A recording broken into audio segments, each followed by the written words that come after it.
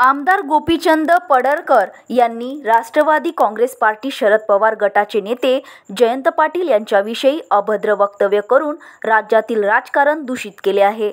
भारतीय जनता पक्षाने आमदार गोपीचंद पडळकर यांना सूचना देऊन त्यांचे वेळीच कान टोचावे, अन्यथा अशी वक्तव्य सहन केल्या जाणार नाही, असा इशारा पत्रकार परिषदेत देण्यात आला। जयंत पाटील यांचे वडील स्वर्गीय राजाराम बापू यांचे स्वातंत्र्य लढ्यात अतुल्य असे योगदान आहे।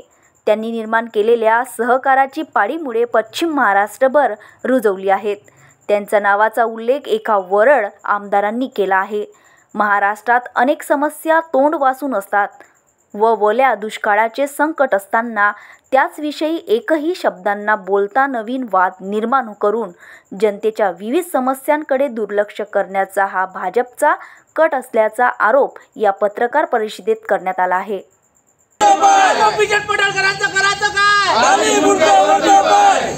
मी प्राध्यापक हेमंत देशमुख, राष्ट्रवादी काँग्रेस शरदचंद्र पवार यांच्या पक्षाचा अमरावतीचा शहर जिल्हाध्यक्ष आहे।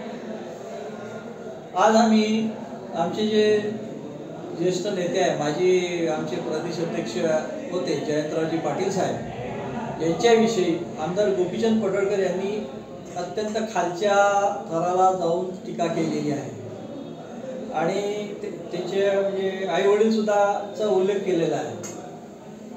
त्याचा तीव्र निषेध पहिले आम्ही व्यक्त करतो। त्याकरता आज एक प्रेसही बोलावली निषेध व्यक्त करायला। निषेध कुठं करणार आहे? निषेध आता बाहेर। अच्छा। आणि या तसं पाहिलं तर महाराष्ट्र हा वारकरी संप्रदायाचा बेस असलेला आहे। सर्व जाती धर्माचे संत महात्मे इथे आहेत। महाराष्ट्राचा जो राजकीय वारसा आहे हा सगळ्यांना घेऊन चालणार आहे, सगळ्या जाती धर्मांना घेऊन चालणार आहे। आणि असं असताना असे वक्तव्य करून सामाजिक स्वास्थ्य हे खराब करायचा प्रयत्न तर नाही चालू आहे, हा एक विचार माझ्या डोळ्यासमोर आला।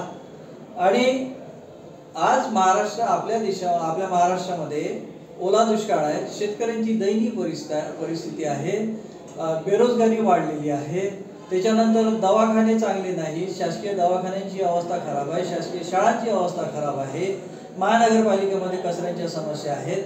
हे असताना सगळे याच्याकडे दुर्लक्ष करून राहिले आणि कोणी येऊन बाईट देतात सगळे मीडियाला तिकडे वळवण्याचा तर प्रकार नाही, अशी शंका मनाला उपस्थित करून जाते। नेमकं करायचं काय आहे तुम्हाला आता?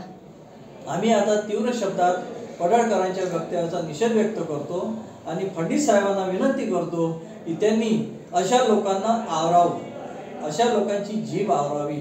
असे मोजकेच लोक आहेत महाराष्ट्रात बोलून वातावरण खराब करणारे। अर्चना रक्षे, विदर्भ न्यूज, अमरावती।